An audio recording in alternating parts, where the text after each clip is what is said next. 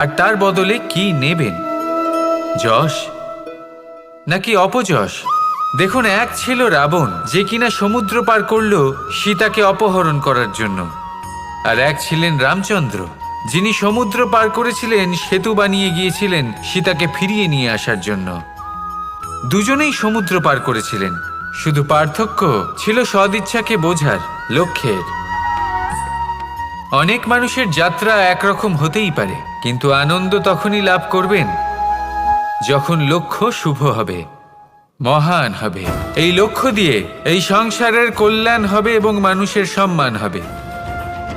যদি আপনার সংকল্প উচিত হয়, তাহলে আপনার লক্ষ্য উচিতই হবে, নয়তো শুধুমাত্র বিনাশ হবে। আর উচিত এটাই হবে যে বিনাশের হাত থেকে যেন নিজেকে বাঁচানো যায়, কি বলেন? তাই জীবনে যে লক্ষ্য স্থির করছেন, মনে রাখবেন তা যেন শুভ লক্ষ্য হয়। যদি এরকম হয়, তাহলে আপনার যাত্রা, আপনার জীবন দুটোই শুভময় হবে। আসুন আর আমার সাথে ভালোবেসে বলুন, রাধা রাধা। সুরক্ষা। এই সুরক্ষা আসলে কি? এটা কি কোনো কবচ, নাকি কোনো সীমা? এই সুরক্ষা আসলে অন্য কিছু। আমাদের মাতা পিতা, আমাদের প্রিয়জন, আমাদের বন্ধু, এই সমাজ, আমাদের শুভাকাঙ্ক্ষী, আমাদের আত্মীয়, এনারা সবাই আমাদের জীবনে কোনো না কোনোভাবে সুরক্ষা দিয়ে থাকেন, একটা কবচ দিয়ে থাকেন কোনো না কোনো রূপে। কিন্তু দেখতে গেলে আমাদের পরাক্রমের পথে, আমাদের বীরত্বের পথে, আমাদের সাহসের পথে এই সুরক্ষাই সবথেকে বড় বাধা হয়ে দাঁড়ায়। একবার ভেবে দেখুন, যদি আপনি কোনো সুরক্ষাই না পান, বা যদি আপনি এই সুরক্ষা ভেঙে বাইরে আসতে পারেন, তাহলে আপনার বীরত্ব চরম সীমায় পৌঁছে যায়। কেন? কারণ তখন আপনি জানেন যে এই সংসারের সম্মুখীন আমাদের নিজেদেরই হতে হবে। আপনি বুঝে যান যে শত্রুর সম্মুখীন এবার নিজের বলের দ্বারা, নিজের পরাক্রমের দ্বারা, নিজের সাহসের দ্বারা করতে হবে। আর তখন আমাদের মনের মধ্যে এই শক্তি জাগ্রত হয়। এই শক্তি অন্তরেই বসবাস করে। শুধু এটা চিনে নিতে হবে, একে জাগ্রত করতে হবে। আর এটা সুরক্ষা ভেঙে যাওয়ার পরেই সম্ভব হয়। আর যারা নিজের শক্তি সম্পর্কে জানেন, যিনি নিজেই জানেন তিনি কতটা শক্তিশালী, তিনি নিজেই নিজের সুরক্ষা কবচ চিরকালের মতো ভেঙে ফেলে দেন, ঠিক কর্ণের মতো। আর তারপরে দেখুন, আপনার পরাজয় হোক বা বিজয়ী হোক না কেন, সেটাই অনেক বড় হয়, সেটাই প্রশস্ত হয়ে থাকে। সেই জন্য ত্যাগ করুন নিজের ভয়কে, নিজের আশেপাশের এই সুরক্ষা চক্রকে ভেঙে ফেলুন, আর সম্মুখীন হন এই সংসারের নিজের শত্রুর সম্মুখীন হন। পরাক্রমের এই অঙ্কুর, তা অঙ্কুরিত হওয়ার জন্য বীজের উপরের এই কবচ, এটা ভেঙে যাওয়া অতি আবশ্যক। আসুন আমার সাথে ভালোবেসে বলুন, রাধা রাধা। কর্ম এবং ফল। দেখতে গেলে এই সমস্ত ব্রহ্মাণ্ড এই দুইয়ের মাঝেই স্থির হয়ে আছে। মানুষজন কর্ম করেন ভালো ফল লাভের আশায়, আর ভালো ফল লাভের আশায় উনি এটাই ভুলে যান যে উনি যে কর্ম করছেন তা কি করছেন। আমি বলেছিলাম কর্ম করুন ফলের চিন্তা না করে, কিন্তু কি কর্ম করছেন সেই বিষয়ে ভাবাটাও অত্যন্ত আবশ্যক। নয়তো অনেক সময় আমরা এমন কর্ম করে ফেলি যা না চাইতেও বিষে পরিণত হয়। যা হয়েছে দুঃশাসনের সাথে, দুর্যোধনের সাথে, গুরু দ্রোণের সাথে। একজনের মানসিকতা উচিত ছিল না, একজনের বিবেক উচিত ছিল না, আরেকজন যে পক্ষ নির্বাচন করেছিলেন সেই পক্ষ উচিত ছিল না। আর যা কিছু ওনাদের সাথে হলো, আপনার, আমার, আমাদের সকলের সাথে তা হতে পারে। আমি বলেছিলাম কর্ম করুন, ফলের চিন্তা করবেন না, কিন্তু এই কর্মের বিষয়ে বিচার করে দেখাটাও ততটাই আবশ্যক। দেখুন, কর্ম করার উচিত প্রক্রিয়া ফলের চিন্তা না করা, কিন্তু যদি আপনার কর্ম শুভ হয় তাহলে তার ফলও নিয়তি আপনাকেই দেবে। সর্বদা কর্ম করার সময় এটা ভাবুন যে আপনার এই কর্ম এই সংসারকে, এই সমাজকে, আপনার পরিবারকে, আপনার আশেপাশের মানুষজনকে কোন দিশায় নিয়ে যাবে। যদি এটা সবার জন্য মঙ্গলময় হয় তাহলে কর্ম করতে থাকুন। আর হ্যাঁ, নিশ্চিত রূপে ফলের চিন্তা করবেন না। আসুন আমার সাথে ভালোবেসে বলুন, রাধা রাধা। যখন আমরা হাঁটতে থাকি আর আমাদের পায়ে কাঁটা বিঁধে যায়, তখন মুখ দিয়ে আহ বেরিয়ে আসে, কান্না চলে আসে, আর অনেক সময় অভিশাপও বেরিয়ে আসে। কিন্তু আমরা কি কখনো এটা এইভাবে দেখেছি, এইভাবে ভেবেছি যে আমরা যে পথে চলেছি সেই পথে কাঁটা বিঁধেছে, নাকি আমরা সেই পথ নির্বাচন করেছি যাতে শুধুই কাঁটা রয়েছে? নাকি আমরা এভাবে ভেবে দেখেছি যে এই কাঁটা আমাদের কষ্ট দিতে এসেছে, নাকি এটা আমরাই বিছিয়ে রেখেছিলাম? সাবধান থাকা উচিত ছিল, কারণ কাঁটা বিঁধলে যন্ত্রণা হবে, চিৎকার করে ফেলতে পারি, মুখ থেকে অভিশাপও বেরিয়ে আসতে পারে। কিন্তু এই অভিশাপ শুধুমাত্র আমাদের তরফ থেকে অভিশাপ হয়, সামনের ব্যক্তিটির ওপরও নির্ভর করে। এবার সেই ব্যক্তি যদি এমন হয় যে ফুল আর কাঁটা এই দুই সমানভাবে গ্রহণ করতে পারে, তার কাছে অভিশাপও বরদানে পরিণত হয়। শেষ পর্যন্ত ব্যাপারটা দাঁড়ায় ভাবনা, চিন্তা, দৃষ্টিভঙ্গির ওপর। কারণ আপনার এই ভাবনাই সত্যি হয়ে সামনে আসে। সেই জন্য এই ভাবনা, চিন্তা, মানসিকতাকে গুরুত্ব সহকারে দেখবেন। এই বিবেচনা নিয়ে বিবেচনা করতে শিখুন। আমার কথার অর্থ হলো যে জীবনে যখন এরকম কিছু একটা ঘটবে, তখন ভেবে দেখুন যে এরকম কেন হলো। আপনি কি এমন কোনো কর্ম করেছিলেন যার কর্মফল এটা? এমন কোনো কাজ যা অনুচিত ছিল, অসত্য ছিল, যা অভদ্রতার কারণ ছিল? ভেবে দেখা প্রয়োজন। দেখুন, ইচ্ছে হলো আপনার যে আপনি কি করতে চান, ভাবনা আপনার, সত্য আপনার, জীবন আপনার, সিদ্ধান্ত আপনার। আসুন আর আমার সাথে ভালোবেসে বলুন, রাধা রাধা। সময়, এই সময় আসলে কি? এই সময় একটা সরল রেখা তো কখনোই নয়। সময় হলো একটা চক্র, যেখানে এর আদি সেখানেই হলো এর অন্ত, আর যেখানে তা শেষ হয় সেখান থেকেই তার শুরু হয়। এই সময় একটা অত্যন্ত বিচিত্র চিন্তা, বিচিত্র ভাবনা, একটা বিচিত্র বস্তু যা কেউ বুঝতে পারেন না। এই সময়ের লীলা, এর কোনো প্রমাণ নেই, কোনো জ্ঞান নেই, কোনো পরিমাপ নেই। শুধু এটুকু আমরা জানতে পারি, যেখানে শেষ হবে সেখান থেকে একটা নতুন সূচনাও হবে।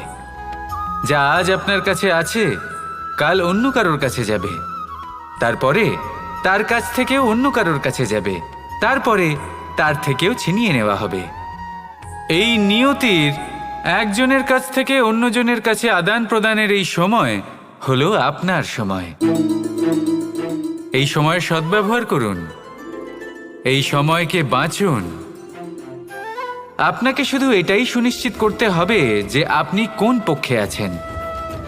আর সত্যি বলতে কি, আপনার জীবনের পরিণাম নির্ভর করে আপনার নির্বাচনের ওপর। আপনি কোন পক্ষ নির্বাচন করছেন?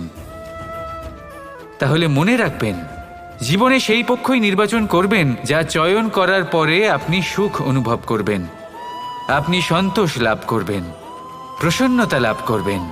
আর আমি এটাই সুনিশ্চিত করব যে এই পক্ষ যেন শান্তির পক্ষ হয়, এই পক্ষই যেন প্রেমের পক্ষ হয়। তাহলে চিন্তা করবেন না, আর আসুন আমার সাথে ভালোবেসে বলুন, রাধা রাধা। দৃষ্টি আর দৃষ্টিভঙ্গি, এই সমগ্র লীলা হলো এই দুইয়ের। বিচিত্র হতে পারে, কিন্তু এটাই সত্যি। এবার আপনাকে একটা উদাহরণ দিয়ে বোঝাই। অনেক সময় আপনি কোনো ব্যক্তিকে এটা বলতে শুনবেন যে আমি আমার নিজের উপরে গর্ব করি, আমি নিজেকে নিয়ে গর্ব করি, আমি খুব ভালোভাবে আমার মা বাবার সেবা করি, ওনাদের আমি সবসময় সুখী রাখি, ওনাদের আমি একটা বাড়ি দিয়েছি, সকল সুখ সুবিধা দিয়েছি, ওনাদের জীবনে প্রত্যেক জিনিস দিয়েছি আর দেব যা তাদের প্রয়োজন। এবার আমাকে বলুন যে আপনি কে হন? আপনি হলেন সেই বীজ যা আপনার মাতা পিতা রোপণ করেছেন। আপনার মা বাবাই আপনাকে এই সংসারে জন্ম দিয়েছেন। এবার এই সব কথার কি তাৎপর্য? এই হলো সেই ব্যক্তির দৃষ্টিভঙ্গি, এবার দেখা যাক এই প্রকৃতি আমাদের কি শেখায়। কখনো কোনো গাছকে দেখবেন, যখন সেই গাছে ফল আসে, সে মালিকে এটা বলে না যে দেখো আমি তোমাকে ফল খেতে দিচ্ছি। সেই বৃক্ষ এটা বলে না যে দেখো আমি তোমায় আহার করতে দিচ্ছি, কারণ ও জানে যে এটা হলো সেই মালির পরিশ্রম, এটা হলো তারই কর্মের ফল, আর এটা তারই পাওয়া উচিত। সে বলে যে তোমার জিনিস তোমাকেই অর্পণ করলাম, এ আমার জিনিস নয়। ও জানে সেই মালির গুরুত্ব আসলে কি, এটা হলো তার দৃষ্টিভঙ্গি। সেই জন্য আপনি জীবনে কোন ব্যক্তির মধ্যে, কোন পশু পাখির মধ্যে, কোন প্রাণীর মধ্যে, কোন পরিস্থিতিতে, কোন আবেগের মুহূর্তে কি দেখতে পাচ্ছেন, সেটা আপনার দৃষ্টিভঙ্গির উপরে নির্ভর করছে। তাই নিজের মনে ধন্যাত্মক ভাব জাগ্রত করুন, শুভ চিন্তা নিয়ে আসুন। এই ভাবনাই সত্য হয়ে সামনে আসবে। এই দৃষ্টিভঙ্গি এমন হয়ে যাবে যে আপনার জীবনে সবকিছুই শুভ হবে। তাহলে আসুন আর আমার সাথে ভালোবেসে বলুন, রাধা রাধা। প্রতিশোধ অথবা কাউকে দুঃখ দেওয়ার ভাবনা, যদি এটা আপনার মনে থাকে, তাহলে আপনি নিজের মনেই যন্ত্রণার একটা বিশাল বৃক্ষ রোপণ করছেন, এটা মনে রাখবেন। কারণ কাউকে দুঃখ দেবার এই ভাবনা, এটা হলো সেই বীজ যা আপনার মনেই পতিত হবে, আপনার মনেই অঙ্কুরিত হবে, আর আপনার মনেই একটা বিশাল বৃক্ষরূপে বেড়ে উঠবে। জীবন আপনার, কর্ম আপনার, কাউকে দুঃখ দেবার ভাবনা আপনার ছিল, এই বৃক্ষ হলো আপনার, তাই এর ফলও আপনিই পাবেন, যা গ্রহণও আপনাকেই করতে হবে। মনে রাখবেন, যে মানুষ এটা ভাবে যে আমি ওকে দুঃখ দেব, ওকে কষ্ট দিতে চাই আমি, সেই মানুষই দুঃখ আর কষ্ট পেয়ে থাকে। যদি সেই জায়গায় আপনি এটা ভাবেন যে আমি কাউকে সুখী করে তুলতে চাই, কাউকে সুখ প্রদান করতে চাই, তাহলে তারও বীজ আপনার মনেই রোপণ হবে, বৃক্ষে পরিণত হবে, যার ফলও আপনিই পাবেন। এখানে বিষয়টা হলো শুধু মানসিকতার চিন্তা, যা সত্য হয়ে আপনার সামনে আসে। তাহলে এই মানসিকতা শুভ করুন, সবার জন্য মঙ্গল কামনা করুন। অন্যের মনে আপনার জন্য ভালো চিন্তা থাকুক বা না থাকুক, আপনি সবার জন্য শুভ চিন্তা করে কর্ম করতে থাকুন, তাহলে আপনার সাথেও ভালোই হবে। তাহলে আসুন আর আমার সাথে ভালোবেসে বলুন, রাধা রাধা। সুখ আর অভিজ্ঞতা, এই দুই জীবনে একসাথে কখনোই আসে না। মনে রাখবেন, যেখানে সুখ থাকে সেখানে অভিজ্ঞতা থাকে না, আর যখন এই সুখ আমাদের জীবন থেকে দূরে চলে যায়, তখন আমাদের জীবনে আসে এই অভিজ্ঞতা। পরমাত্মা, প্রকৃতি, নিয়তি এই অভিজ্ঞতাকে আমাদের জীবনে পাঠান, যাতে আমরা একটা অত্যন্ত গুরুত্বপূর্ণ শিক্ষা, একটা জ্ঞান প্রাপ্ত করতে পারি। এই অভিজ্ঞতা আমাদের শেখায় যে অতীতে এমন কি হয়েছিল যা আমাদের করা উচিত হয়নি। আমাদের শেখায় ভবিষ্যতে এমন কি আছে যা আমাদের করা উচিত আর কি করা উচিত নয়। দেখতে গেলে এই অভিজ্ঞতা আমাদের সেই শিক্ষা দেয় যার জন্য আমরা সুখের দিকে উচিতভাবে অগ্রসর হতে পারি। সেই জন্য জীবনে যখনই দুঃখ আসবে, দুঃখের এই সময় আসবে, তখন হতাশ হবেন না। বোঝার চেষ্টা করুন এই পরিস্থিতি কেন এসেছে, কি শিক্ষা দিতে এসেছে। যদি আপনি সেই জ্ঞান লাভ করেন, সুখের পথে অগ্রসর হন, তাও উচিত রূপে, তাহলে এই অভিজ্ঞতার উদ্দেশ্য পূরণ হয়ে যায়। তাহলে আসুন আর আমার সাথে ভালোবেসে বলুন, রাধা রাধা। জীবনে শিখরে পৌঁছানোর জন্য মানুষের কি প্রয়োজন হয়ে থাকে? সিঁড়ির। কিন্তু তাও প্রত্যেক মানুষ, প্রত্যেক ব্যক্তি শিখরে পৌঁছতে পারেন না। এর কারণ কি? কারণ একটা হতে পারে যে মানুষ কল্পনা করতে থাকেন কিন্তু সিঁড়ি খুঁজে পান না। কিছু মানুষ খুঁজে নেন কিন্তু তা পেয়ে এতটাই প্রসন্ন হয়ে যান যে তারপর আর কোনো কর্মই করেন না। খুব সোজা ব্যাপার। অনেক মানুষ সিঁড়ি খুঁজে পান না, আর যদি পেয়েও যান তাও যতক্ষণ না তাতে চড়ছেন সেই শিখরে পৌঁছবেন কি করে? যতক্ষণ না আপনি পরিশ্রম করছেন, যতক্ষণ না সেই সিঁড়িতে আপনি চড়ছেন, যতক্ষণ না ক্লান্ত হচ্ছেন, আপনার পায়ে হাঁটুতে ব্যথা না হচ্ছে, ততক্ষণ এই শিখরে পৌঁছানোর সৌভাগ্য লাভ করতে পারবেন না। তাহলে কল্পনার সাথে কর্ম করুন, পরিকল্পনার সাথে পরিশ্রম করুন, সব কিছু পাবেন। আসুন আমার সাথে ভালোবেসে বলুন, রাধা রাধা। সমস্যা, কঠিন সময়, সংকট, বিপদ কার জীবনে নেই? প্রত্যেকের জীবনে আছে। কিন্তু আমাকে একটা কথা বলুন, যদি নৌকায় ঢেউকে ভয় পেতে শুরু করে তাহলে সাগর পার করবে কে? কখনো কোনো ছোট্ট পিঁপড়েকে দেখেছেন, যে আকারে হয়তো ছোট হতে পারে কিন্তু বড় শিক্ষা দিয়ে যায়? কিন্তু আমরা শিখিই না। এবার দেখুন একটা পিঁপড়েকে, যে ভোজনের খোঁজে বাইরে বের হয়, একটা ছোট্ট দানা তুলে নেয়। ছোট দানা তোলে কারণ তার থেকে বেশি সে তুলতেই পারবে না। সে দানা নিয়ে চলতে শুরু করে, কোনো দেওয়ালে উঠে পড়ে, আবার পড়েও যায়। সেই দানা দূরে কোথাও একটা পড়ে যায়, তা আবার খোঁজে, তুলে নেয়, আবার চলতে থাকে। পড়ে যায় আবার ওঠে, পড়ে যায় আবার ওঠে। সেই দানাটা রেখে দেয়, আবার বেরিয়ে পড়ে ভোজনের খোঁজে। পরিশ্রম করতে থাকে কিন্তু হার মানে না। এই শিক্ষাই তো আমাদের প্রাপ্ত করতে হবে। নিরন্তর পরিশ্রম আর নির্ভীক হয়ে কর্ম করে যেতে হবে। এটাই হলো সাফল্যের মাধ্যম, এটাই হলো জয়ের মন্ত্র, অচ্যুত অজয় অস্ত্র। তাহলে আসুন আর আমার সাথে ভালোবেসে বলুন, রাধা রাধা। আমরা সকলে চাই আমাদের জীবনে সাফল্য আসুক। আমরা চাই যে এই সংসারে আমাদের খ্যাতি ছড়িয়ে পড়ুক। আমরা চাই যেন আমরা আলোচিত হই। কিন্তু শুধু চাইলেই কি যায় আসে? যদি এই সংসারে আলোচিত হতে হয় তাহলে পরিচিত হতে হবে পরিশ্রমের দ্বারা। যতক্ষণ না আপনারা পরিশ্রমের সাথে পরিচিত হবেন, সাফল্যের সাথে পরিচিত হবেন না। সংঘর্ষ করতে হবে প্রতিদিন, প্রতি বছর। জীবনের সব পরিস্থিতিতেই হয়তো নতুন নতুন বাধা আসবে, নতুন নতুন বিঘ্ন ঘটবে। কিন্তু এটা আবশ্যক নয় যে সমস্ত বিঘ্ন বিনাশের জন্য আসবে। কিছু বিঘ্ন আপনার পথ প্রশস্ত করার জন্য আসবে, আপনার পথ পরিষ্কার করার জন্য আসবে। যদি আপনাকে উদাহরণ দিই, যখন বন্যা আসে, বাড়ি ঘর ভেসে যায়, তখন আমরা হতাশ হয়ে পড়ি, আমরা দুঃখী হয়ে পড়ি। কিন্তু সেই বন্যাই আমাদের সেই ধরিত্রীকে এত উর্বর করে তোলে যে সেই উর্বর অংশ কাজে লাগিয়ে আমরা সেরকম আরও 10টা বাড়ি বানাতে পারি। তাহলে ধন্যাত্মক থাকুন আর যে কোনো সংঘর্ষের জন্য প্রস্তুত থাকুন। জীবনে অনেক দূর যেতে পারবেন। তাহলে আসুন আমার সাথে ভালোবেসে বলুন, রাধা রাধা। জীবনে কখনো কখনো আমরা সেই পরিস্থিতিতে ফেসে যাই যখন আমাদের মনে হয় যে আমাদের নতুন কিছু একটা করতে হবে, কিন্তু আমরা করতে পারি না। কারণ কোথাও না কোথাও আমরা রীতির দ্বারা আবদ্ধ, আর আমরা সেই রীতি ভাঙতে চাই না। কেবল একটাই প্রশ্ন আসে মনে, আশেপাশের মানুষ কি বলবে, আশেপাশের মানুষ কি ভাববে? আপনাকে একটা প্রশ্ন করি, কারা এই মানুষজন? আপনার জন্মের সময় এই মানুষজন কোথায় ছিলেন? যখন আপনি কোনো সমস্যায় পড়েন তখন এই মানুষজন কোথায় থাকেন? এগিয়ে এসে কি আপনাকে সাহায্য করেন, নাকি সেই সমস্যার সমাধান আপনি নিজেই করেন? এইসব মানুষজনের চিন্তা ত্যাগ করুন যদি আপনি জীবনে বাঁচতে চান। ভেবে দেখুন জীবনে কি কি শুভ আছে আর কি কি শুভ করতে পারেন।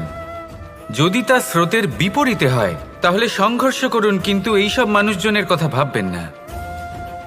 ভেবে দেখুন জীবনে আপনি কি কি শুভ কাজ করতে পারেন। এটা ভাবুন যে আপনি কখনো এমন কোনো কাজ করে ফেলেননি তো যার জন্য কারো হৃদয় আহত হয়েছে। শুভর দিকে নিজের চিন্তা কেন্দ্রীভূত করুন, আপনার জীবনে সব কিছু শুভই হবে। তাহলে আসুন আমার সাথে ভালোবেসে বলুন, রাধা রাধা। আজকাল আপনি দেখে থাকবেন যে মা বাবা শুধুমাত্র সন্তানকে ভালোবাসেন তা নয়, তাদের মোহেও জড়িয়ে পড়েন। বিদ্যালয়ে যখন পাঠান তখন সমস্ত সুযোগ সুবিধা দিয়েই পাঠান। চেষ্টা করেন যে সবসময় যেন সন্তান তাদের চোখের সামনেই থাকে। কিন্তু ভুলে যান এক অত্যন্ত গুরুত্বপূর্ণ কথা, যে সন্তানকে এক নতুন দৃষ্টিভঙ্গি দেওয়াই হলো ওনাদের কর্তব্য।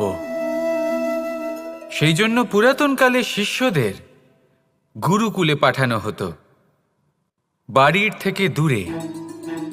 কারণ বাড়ি ছেড়ে যাওয়া এক সন্তানের জন্য, এক শিষ্যের জন্য অত্যন্ত শুভ লক্ষণ হয়। যখন সে বাড়ির থেকে দূরে, গৃহস্থের থেকে দূরে থাকবে, তখন এই সংসারকে সে এক নতুন দৃষ্টিভঙ্গি দিয়ে দেখবে, পরখ করবে, বুঝতে পারবে, আর সবকিছু নিজে থেকেই শিখে যাবে কখন আক্রমণ করতে হয়, কখন পিছু হটতে হয়, কিভাবে এই সংসারের সম্মুখীন হতে হয়। আর এটা আপনার দৃষ্টি ওকে শেখাতে পারবে না, ওর অভিজ্ঞতা ওকে শেখাতে পারবে। তাই মনে রাখবেন, যদি আপনি চান যে আপনার সন্তানের বিকাশ হোক, তাহলে অনেক সময় ওকে নিজের থেকে দূরে নিয়ে যেতে হয়।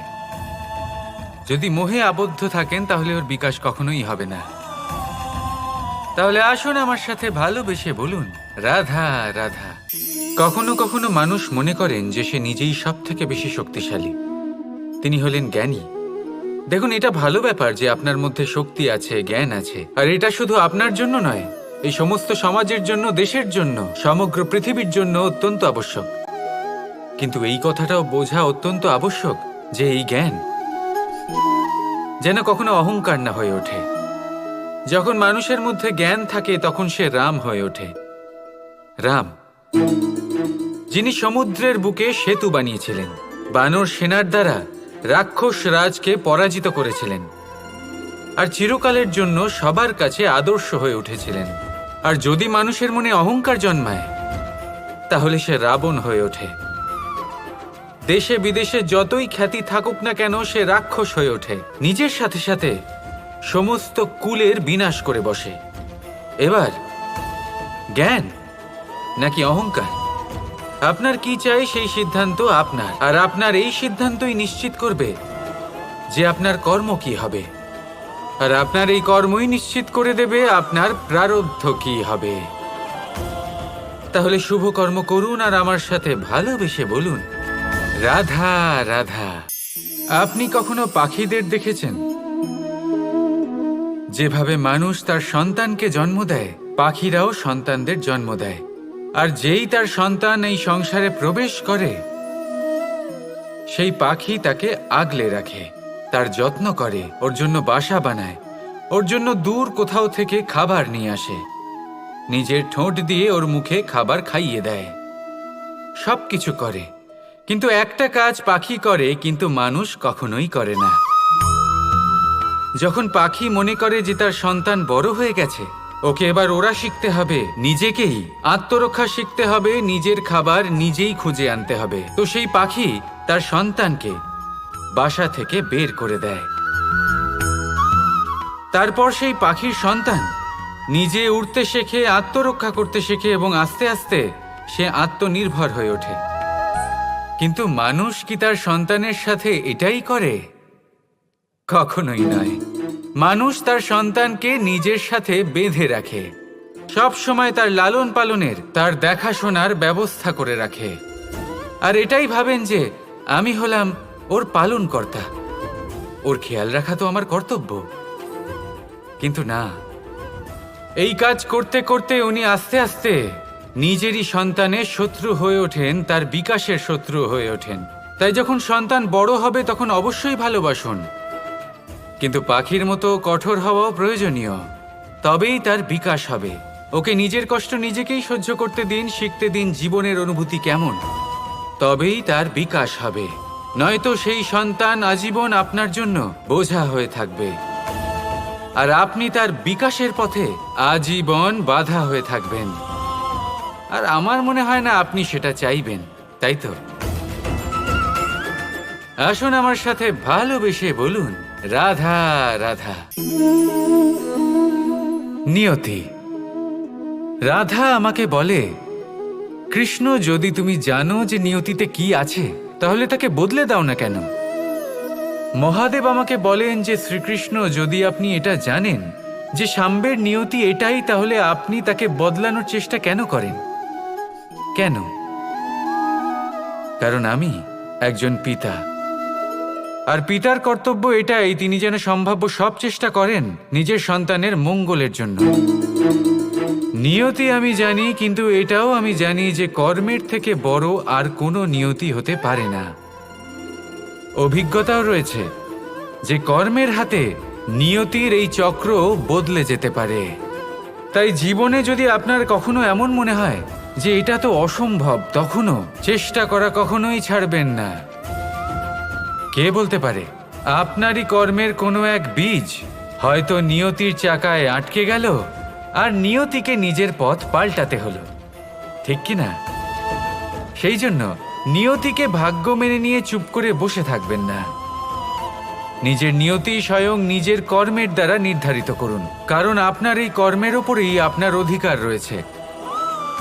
আর এই অধিকারকে নিয়তি অনেক সময় সম্মানও করে। তাহলে আসুন আর আমার সাথে ভালোবেসে বলুন রাধা।